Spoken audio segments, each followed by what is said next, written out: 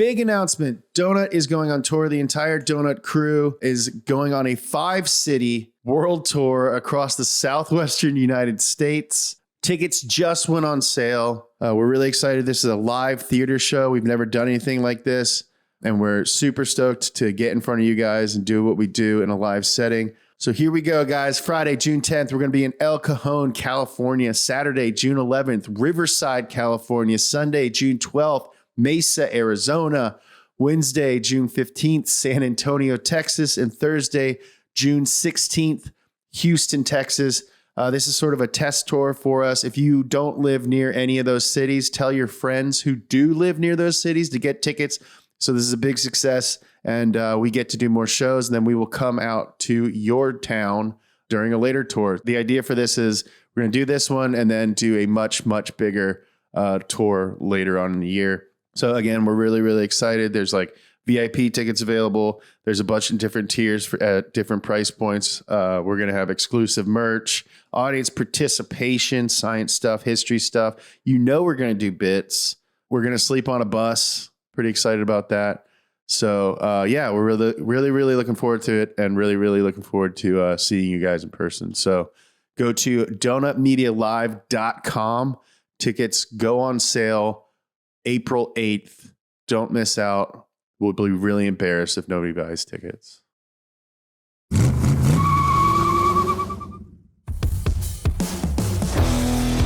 On a cold January night at 30 Rockefeller Center in New York City, Jeff Gordon was backstage at the famous Studio 8H, preparing to give his opening monologue. He must have been wondering how a kid from small-town Vallejo, California, whose childhood nights were spent pulling fast turns on an old dirt track, would end up hosting Saturday Night Live. This was an achievement attained primarily by those who had reached the summit of American pop culture, famous actors, musicians, and mega celebrities. But there's a very obvious answer to how Jeff Gordon ended up in New York that night, performing sketch comedy for millions of people. He was a good driver. Insanely good, in fact. And when he burst onto the scene as a 20-year-old, the NASCAR world took notice. Then, when he became the youngest person to ever win a NASCAR championship at 24, the rest of the world took notice too. In less than a decade, Gordon's aggressive driving style and knack for publicity helped transform NASCAR. It went from being a niche sport and national punchline for being loved by only rednecks and gearheads into a sport so popular that its biggest star had been invited to host the top comedy show in America's most cosmopolitan city. Here he was, sharing a stage with comedy stars Tina Fey, Amy Poehler, and Tracy Morgan. To this day, he's the first and only race car driver to ever host the show. Today on Past Gas, how did a sensitive boy who grew up 20 miles from San Francisco take over a rugged sport which sprung from the illicit moonshine running business in the South? What made Jeff Gordon so good at such a young age? How would Jeff navigate the fever of fame? Did his popularity in the media ultimately overshadow his abilities as a race car driver? What the heck is a rainbow warrior? Live from Donut Studios in Inglewood, California, it's Past Gas. Past Gas Podcast. It's about cars, it's not about forts. This episode is brought to you by Manscaped. Fellas, have you started spring cleaning yet? The carpets need cleaning, the drapes need dusting, and your lawn needs mowing. Spring has sprung, and the global leaders in below-the-waist grooming have the best tools for cleaning aisle 5 in your pants. Time to clear out your winter bush and join the other 4 million men worldwide who trust Manscaped by going to manscaped.com for 20% off plus free shipping with code GAS20. Guys, take it from me, Manscaped makes the best body hair trimmer in the world. I love the Lawnmower 4.0. Manscaped has the full package you need for spring cleaning this year. The Performance Package 4.0 is the only tool you need to keep your boys looking good and smelling like the fresh tulips your partner wants. To start off your spring cleaning, use the Manscaped Lawnmower 4.0 trimmer to get the most precise shave on your hedges. Did we mention it's waterproof as well? Well, no need to worry about watering your grass with this tool. It's also equipped with an LED light, so you know it'll be a major asset to the new shower routine. Gotta say that LED light is a real game changer. The start of the spring also marks the start of Testicular Cancer Awareness Month in April. Manscaped has partnered with the Testicular Cancer Society to bring awareness to testicular cancer, men's health, and early cancer detection. Manscaped is committed to raising awareness for the most common form of cancer in men aged 15 to 35 and giving support for fighters, survivors, and families impacted by testicular cancer as part of their We Save Balls initiative. Get 20% off and free shipping with the code GAS20 at manscaped.com. That's 20% off plus free shipping with the code GAS20 at manscaped.com. It's time to throw out your old hygiene habits and upgrade your life.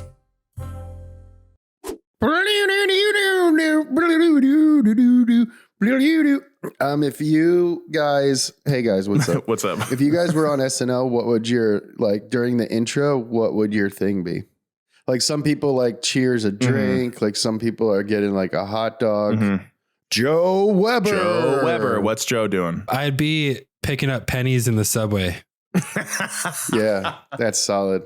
Nolan Sykes. I think something food related. I'm eating maybe a hot dog, maybe a falafel, maybe some falafel. Oh, that's cool. Or a little spin on the You're classic. folding a slice of pizza, but you're folding it the wrong way. Yeah. And then you take a bite out of the middle. Yeah.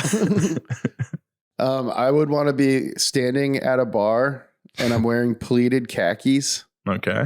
and I wet my pants. That's perfect. Does it great. pan down or does it just? No, I think it's just like a lockdown shot. Yeah. Yeah, and you just see it. And it's longer than everyone else's, and it's 45 seconds long. Yeah. The music kind of just slowly goes down the whole time as it's happening. Yeah. And I'm giving a look just like, I don't care. Yeah. You still look really cool, but yeah. I'm like, I don't care, dude. Yeah. And you just hear Daryl Hammond like, And then I sneeze and then it cuts away. That's really cool. Yeah. I don't remember this episode of SNL with him hosting. I should probably watch it after this. Great cast. I bet it's relatively funny. We got to get Daniel Rick on there. Yeah, Danny Rick's a pretty affable guy. Daniel Ricciardo would kill. Just needs to win a little bit. Our producer, Gavin, just said that Avril Lavigne was the musical guest. And it was 03, so I probably would have been watching this one. Damn cold night. I'm down just right. That's Avril? Yeah. Tell me when you tell me what to do. That was their second biggest hit, probably. My girlfriend in high school looked like Avril Lavigne, and I loved it. Ooh, nice. All right, welcome back to Past Gas, everybody. I'm your host, Nolan Sykes, joined as always by my two co-hosts. We got Joe Weber. Hey, Nolan, thanks for having me. And That's great, Joe. James Pumphrey.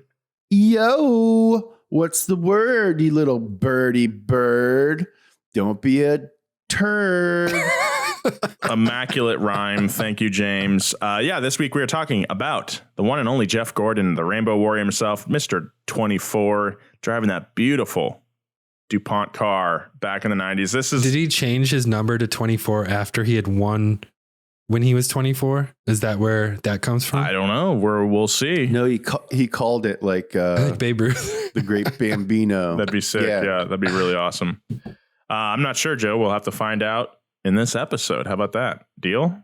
How about that? How about that? How about that? Find out in episode. Catch How me about on the that? pod. How about that? Wonderful. Okay, let's get into it. Jeff Gordon was born August 4th, 1971 in Vallejo, California. It's where Six Flags is at up there. At the age of 4, he got a BMX bike as a gift, and instantly it became his obsession. His stepfather, who worked in auto parts and was a huge racing fan, noticed and got an idea. If young Jeff Gordon liked racing on 2 wheels, then maybe he'd love racing on 4 wheels twice as much. He bought little Jeff. That's not how that works. Maybe. His stepdad bought little Jeff a quarter midget race car, and as it turned out, his hunch was right. Gordon was a 5-year-old hooked on speed. Whoa, that's not good. Don't give irresponsible. 5-year-old speed. It was clear early on that Jeff had a gift, and by the time a 5-year-old named Jeff. Yeah, that's not. He's probably Jeffrey back then. Oh, and by the way, his middle name is Michael. Jeffrey Michael Gordon. Oh, good. Thank you, Joe. Jeffy boy. By the time Jeffy boy turned 9, he was regularly beating 17 and 18-year-olds in racing events. How humiliating is that? His stepdad was like, cha-ching. Young Jeffy is going to bring me the greenbacks. This could be very profitable. Cha-ching. Wait, sorry. Are you talking to yourself? What? No. What's I just heard you say cha-ching. Spaghetti again? I like spaghetti. At 14, Jeff was so good at racing that he struggled to find enough challenging competition in his area. So his family made the difficult decision to leave California and move to Indiana, a place with a lot more tracks where he could legally race sprint cars with his parents' approval. Well, you think you're going to like racing 18-year-olds? You're going to love racing 36-year-olds. While most parents were signing field trip permission slips for their children to go to the botanical gardens, Jeff Gordon's parents were signing slips to let him drive 150 miles per hour in a steel cage. On dirt. The hope was that in Indiana, Jeff would eventually get good enough to go full-time in racing and that opportunities would present themselves. They could have never predicted that his talent and skill level would rise faster than a qualifying lap at Daytona. That's a little racing humor for you. Jeff would practice late into the night, oftentimes sleeping in a truck and working on his own car to save money. His dedication paid off as he became the youngest person ever admitted to the United States Auto Club, where he won 3 sprint car track championships before he was old enough to get his driver's license. Wait, so he was like 15 when he's sleeping in his own truck? His dad was probably there guarding him. It's probably a bed truck too. I at least hope he had a big dog. Or a very tenacious cat. One of those big ones that like have the dots on them. Yeah. You talking about a Garfield? Yeah, Garfield. A Garfield. Yeah, I hope Jeff had a Garfield. Famously aggressive cat Garfield. After a series of record-breaking championships and being named the 1989 USAC Midget Rookie of the Year, Gordon's reputation as a racing wonder kid was growing. Naturally, the scouts came calling, but Gordon had a different idea. He decided it was time to take school more seriously. Stock car racing school, that is. Jeff was accepted to the revered Buck Baker Driving School in North Carolina. When ESPN got word of this racing savant attending the famous school, they sent a documentary team to follow him around. This was all laying the groundwork for a level of media attention never before seen in American motorsport. After graduating driving high school, or driving college maybe, he joined the NASCAR Busch League in 1992. And wouldn't you know it, he won. Captured a rookie record 11 pole positions and won Rookie of the Year at the age of 21 years old while driving a Ford car for owner Bill Davis, who also drew Garfield. So now, from now on, he never pays for a Garfield ever again. He gets them for free. He never pays for a Garfield ever again. Also, Bill Davis, little known fact, is Jonathan Davis from Korn's dad. What's crazy, actually, is I guess in the early 90s, Jeff was looking at getting into IndyCar. He couldn't because not enough money. But it turns out Jackie Stewart offered Gordon a test over in Europe to try out some open wheelers. I don't know if that's Formula One or not, but that's pretty cool that Jackie Stewart was recognizing the talent so early on. And he went over there and he was like, yeah, sorry, they eat snails over there. Yuck. No. And so he came back. He's like, I like pizza. My cat loves lasagna. Winston Cup Hall of Fame owner Rick Hendrick loved Gordon's aggressive style. And after seeing him masterfully handle a broken car that he thought for sure would crash, he decided to poach him from the Busch League. After Hendrick signed him to his elite NASCAR circle, he declared, Gordon's one of the best prospects I've ever seen. I felt like this was my chance to get my Michael Jordan. Yeehaw! Dance, varmint. End quote.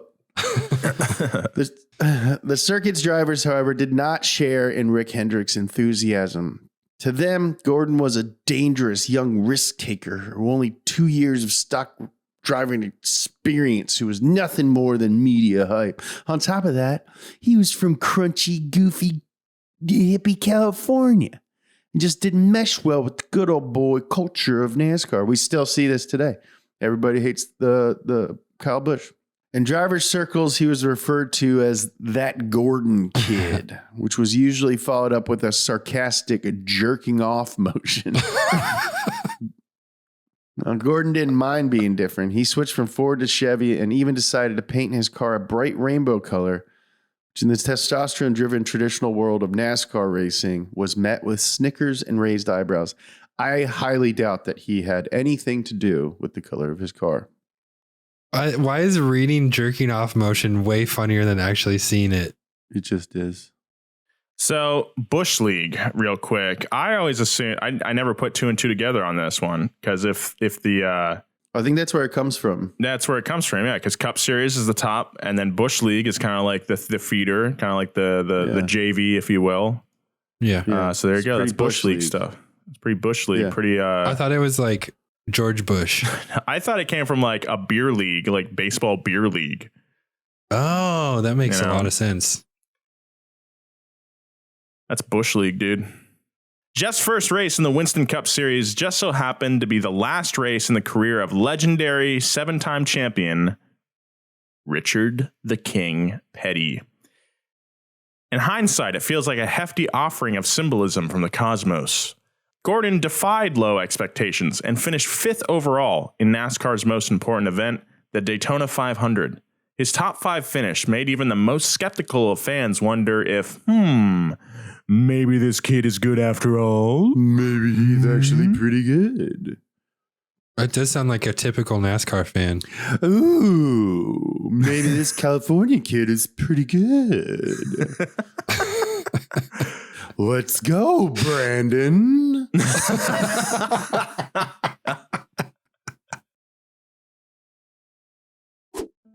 Do you know why free trials renew without your consent? It's a business scam out to get you. Don't let greedy corporations pocket your money. Download Truebill to take control of your subscriptions. Truebill is the new app that helps you identify and stop paying for your subscriptions you don't need, want, or simply forgot about. On average, people save up to $720 a year with Truebill. Because companies make subscriptions hard to cancel, Truebill makes it incredibly simple. Just link your accounts and Truebill will cancel your unwanted subscriptions in just one tap. And your Truebill concierge is there when you need them to cancel unwanted subscriptions so you don't have to. This is a huge pet peeve for me because I never remember, so Truebill is honestly a godsend. I forget all the time to cancel subscriptions, and I really love that Truebill does it all for you. Don't fall for subscription scams. Start canceling today at Truebill.com/gas. Go right now. Truebill.com/gas. It could save you thousands a year. Truebill.com/gas.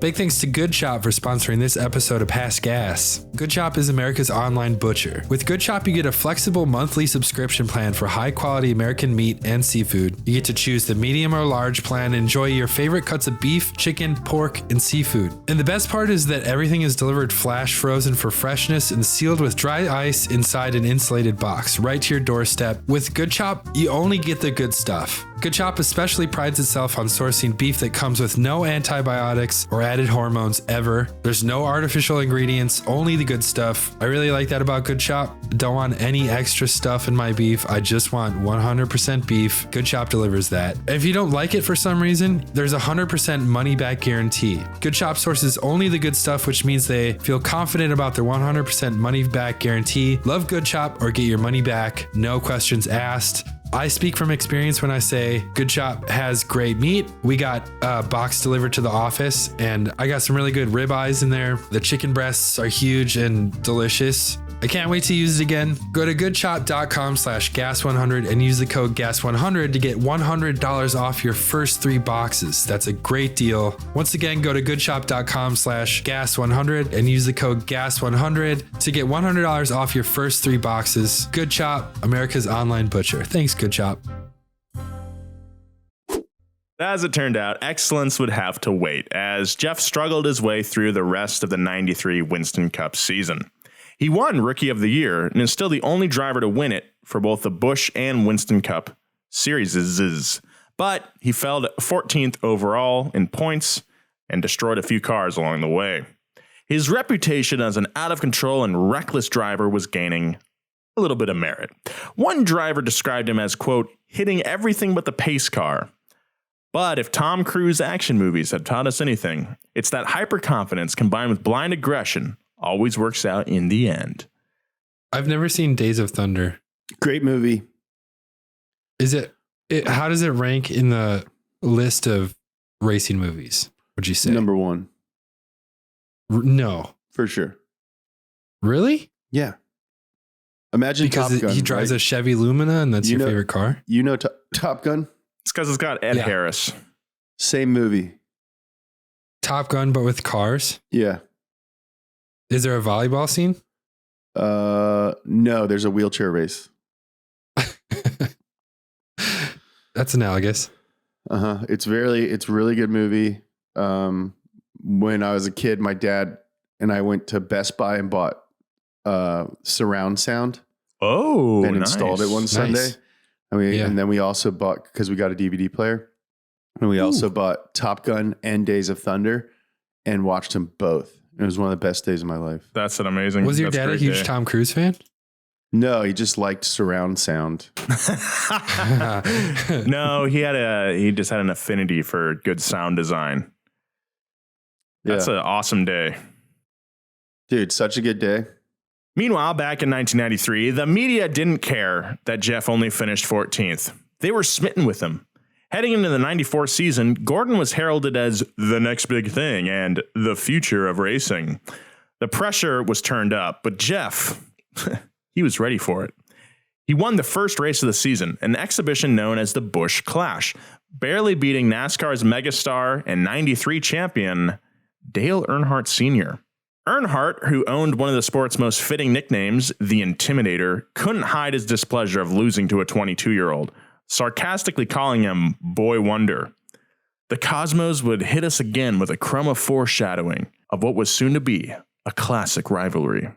I mean, I'm in my mid 30s, close to my late 30s. If some 22-year-old showed up and was like way better than me, I'd be like, that makes sense.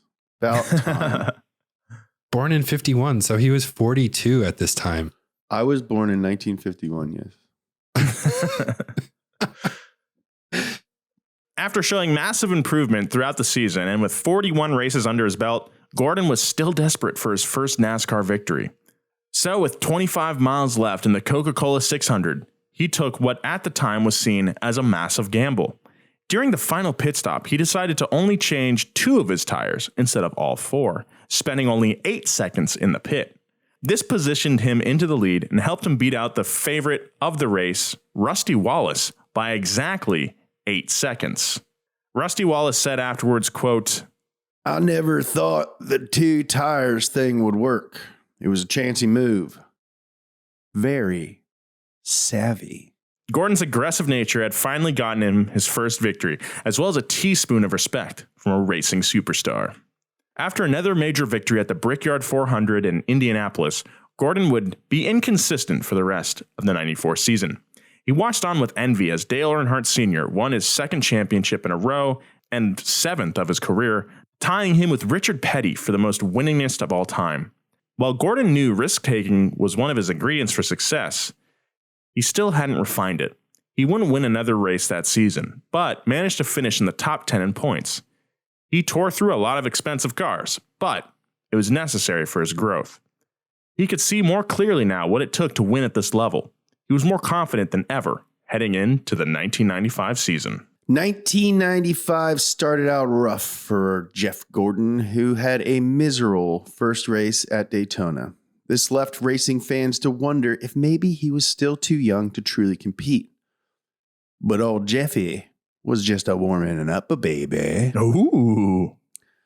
He came in first place in 3 of his next 6 races and finished the season with 7 total wins. Going into the final race, he found himself neck and neck in the standings with Dale Earnhardt Sr., who was searching for his 3rd straight championship and 8th overall. This feat would have given him the most all-time and solidified his spot as the sport's greatest driver. Earnhardt fans had scoffed at the idea of a young California kid keeping Earnhardt from earning his glory. Conversely, the growing Gordon fan base reveled in the prospect of their new favorite driver keeping the racing legend from earning his ultimate glory. It was sports drama at its most titillating. The Intimidator had no qualms doing his part to throw some high-octane fuel on the fire. This is exactly what happened last season in F1 with Max and Lewis. But that's if like Lando had won. Or like a young driver. He's not a rookie though. He's been in it for a couple seasons already.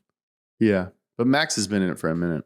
It's not a perfect analogy. No, I just want to put it.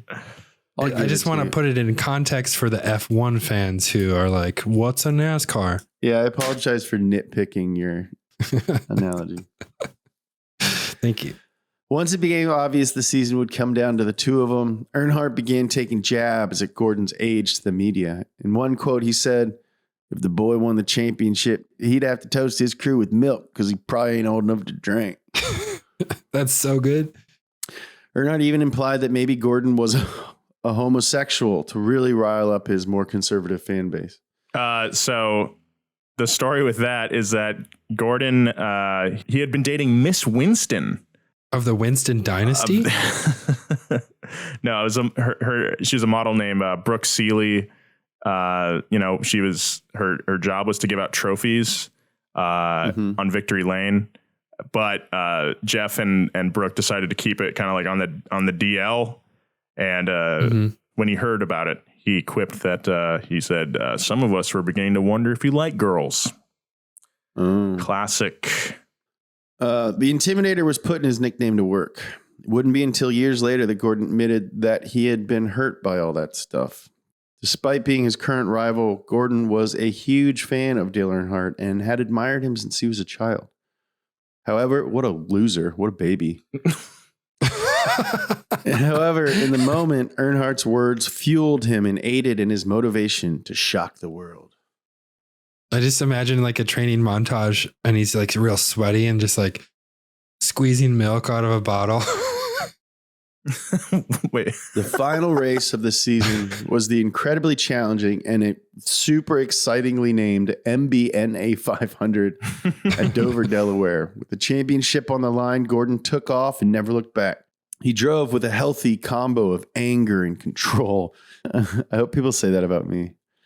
He dominated from the beginning, holding the lead for 400 miles of the 500-mile race.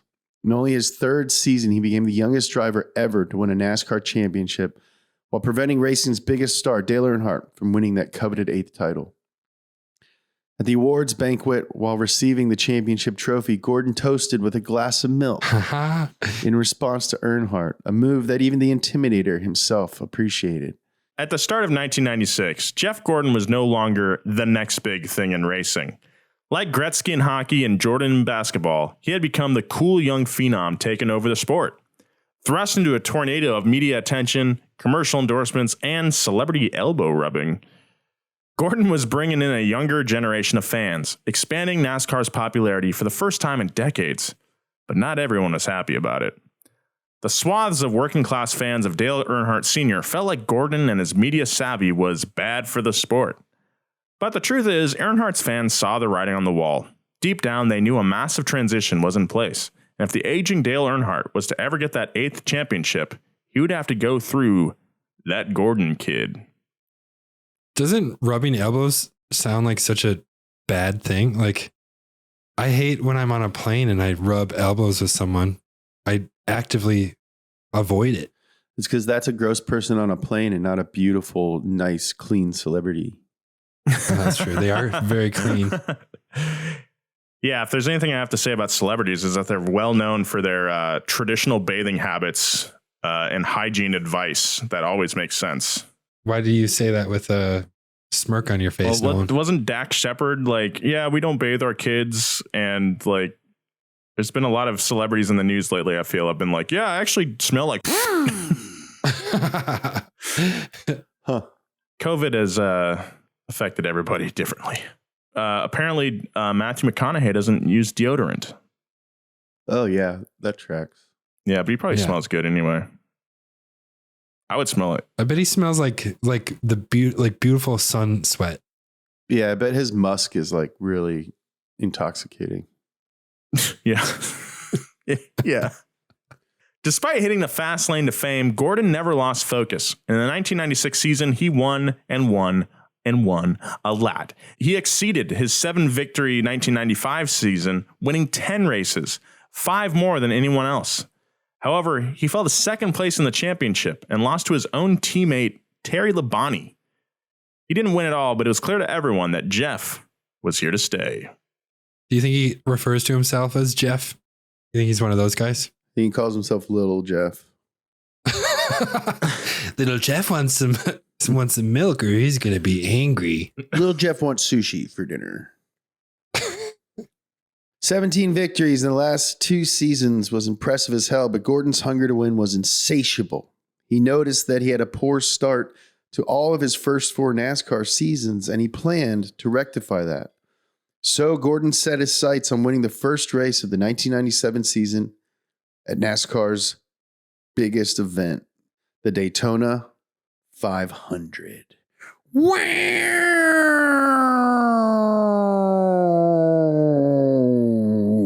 I am Iron Man. No.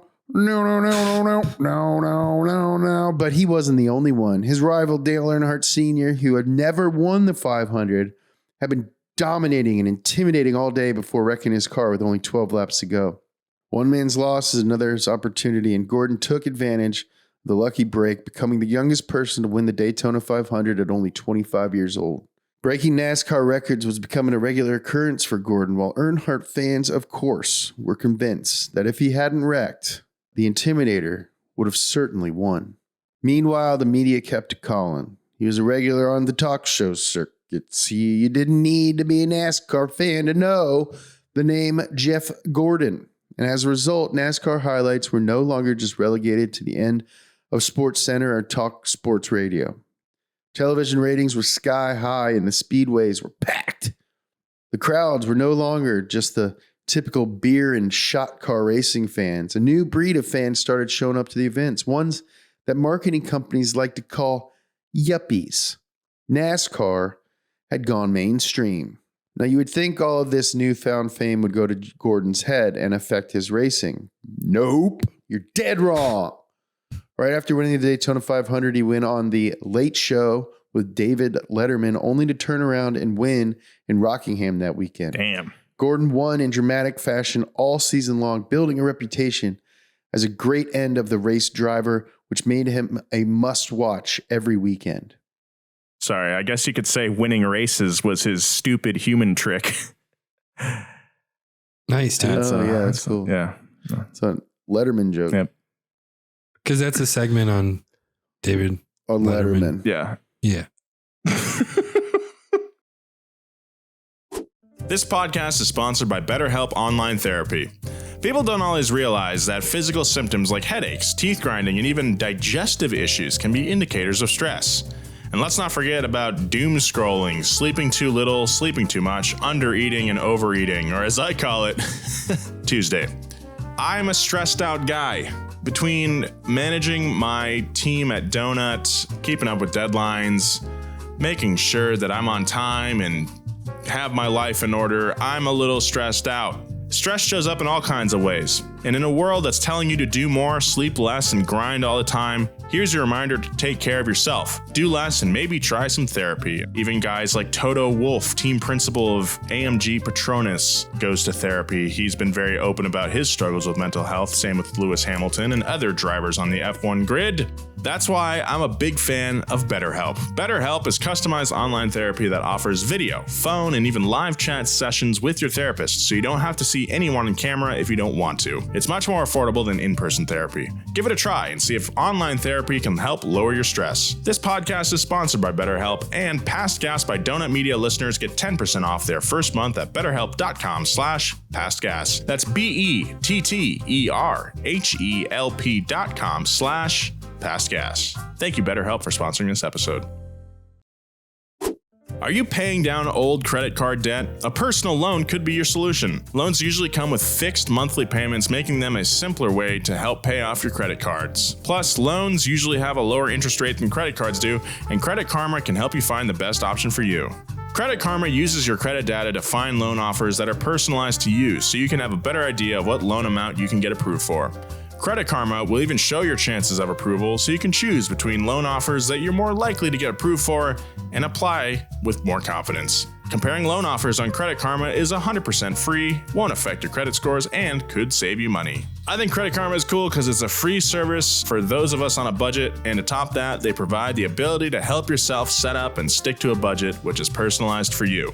Credit Karma. Apply with more confidence today. Ready to apply?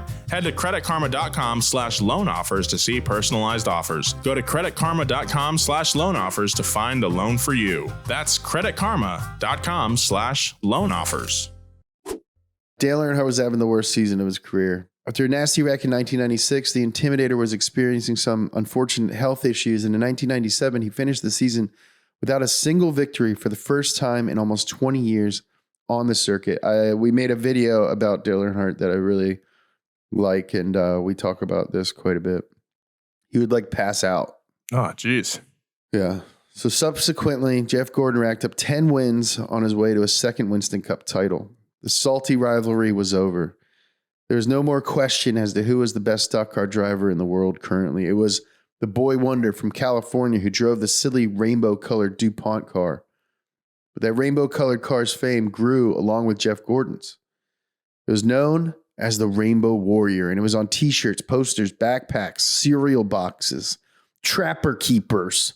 From New York City to Edge Hill, the smallest town in Georgia, everybody knew of and had an opinion about Jeff Gordon. And whether you thought he was the greatest thing to ever happen to racing or he was a prima donna that was bad for the sport, you couldn't deny the obvious. His talent, skill, and motivation had made him a living legend. After his championship the previous year, after back-to-back 10-win seasons, the world was now used to expecting greatness.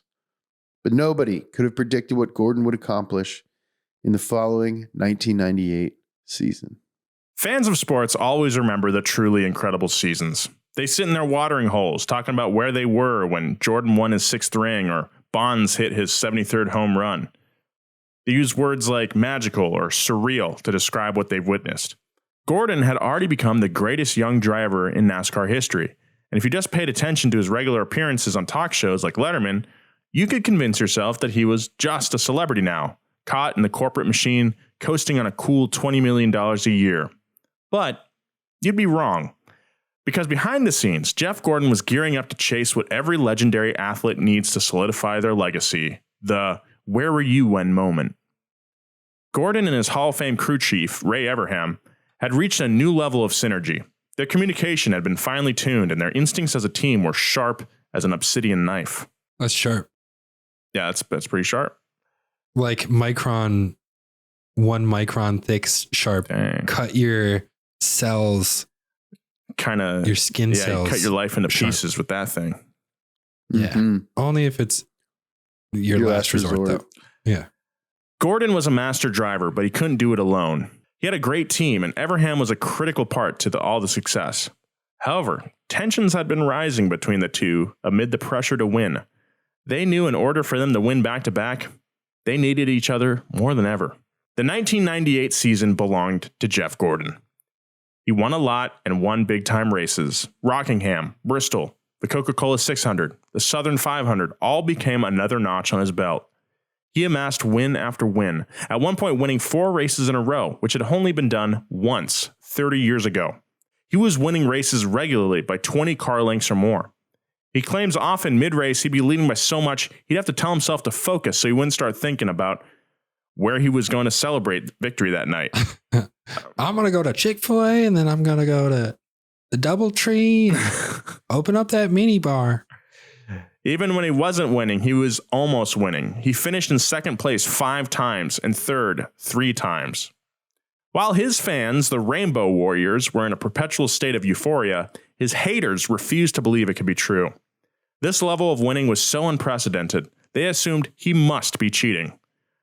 NASCAR gave in to their paranoia and performed a full investigation, only to find nothing. Gordon wasn't cheating. This rare domination was an organic result of skill, talent, focus, with a sprinkle of luck thrown in. By the end of 1998, he had delivered a record-tying 13 wins, a feat only achieved one time in history by the GOAT, Richard Petty. I guess you could say that driving was his stupid human skill. What is it? His stupid human trick. Yeah. Yeah, I wonder which of those wins that season he'd put on his top 10 favorite wins of that season. Because they're top 10. Gordon had won 2 consecutive championships, 3 in 5 years. He would have had won 4 consecutive if not for an untimely wreck in 96. He'd won 47 races in his first 5 years. Only 16 drivers had 47 wins in their entire career. Damn. He had started off as a rookie outsider, became the next big thing, and then the sport's biggest star. And in 1998, he changed the conversation yet again. Because now in bars across America, people would talk about where they were in 1998 when Gordon won 13 races. During his SNL monologue, Gordon interacted with 2 actors in the audience who were playing NPR-loving Manhattanites who had been converted to NASCAR fans because of him. Gordon warned them that their elitism wouldn't be welcomed at the racetrack. He would know. After all, it took him becoming the greatest young driver in history to finally be accepted by the fans. After his first 6 years in NASCAR, Jeff Gordon is the undisputed best stock car driver on the planet. However, he was still very young, and as a driver ages, racing careers can become long and arduous. Life was already challenging enough without the perils of living under the public's microscope. What he's accomplished so far is unprecedented. But what Gordon doesn't realize yet is that bigger tests were still to come. And that's next week on Past Gas as we give you part 2 of Jeff Gordon's story. And let me tell you, you don't want to miss it. He seems cool, man. Don't want to close my ears. You don't want to run sleep because I'm missing, and you don't want to miss part 2. Gonna talk about Jeff. And maybe I was done racing and I miss you, baby. And I don't want to miss a thing. I guess you could say singing is James's stupid human trick. That's right. So that was part 1. Part 2 coming up. Very excited for that. But right now, it's time for some listener mail. James? Listener mail. Hey guys, I'm a big fan of Donut Media. Had an idea for an episode of Past Gas. In the late 60s, International Harvester started making pickup trucks and SUVs. Now, you guys have mentioned the Crew Cab International truck in an episode of Past Gas. And I think it would be cool if International Harvester got its own episode. About this underrated, forgotten, and downright underappreciated company that stood out from the rest. International Harvester. Thanks, Blake. Yes, definitely. That'd be awesome. I would love to hear about International Harvester. Yes. Yes. Email us your corrections, suggestions, or compliments for my awesome beard at pastgas@donutmedia.com. We'd love to hear from you. You don't have to compliment us. You can write about whatever you want, really. We're mostly just looking for corrections because we speak out of our buttholes a lot of the time. And oh yeah, big time. We don't like to fact check. So please do us the work and please send in if we got something wrong, we will give you a shout out. Yeah, for sure. So shout out that's to it. shut the f- up and mind your own business. All right. Let's we want them to listen to our show. Big thanks to our producer this week, Gavin Kinsell, and our writer, James Mastriani. Big thanks to James Mastriani for writing this one. Follow my boys at James Pumphrey, at Joji Weber, at me, at Nolan J. Sykes. And we'll see you next week for part 2 of Jeff Gordon.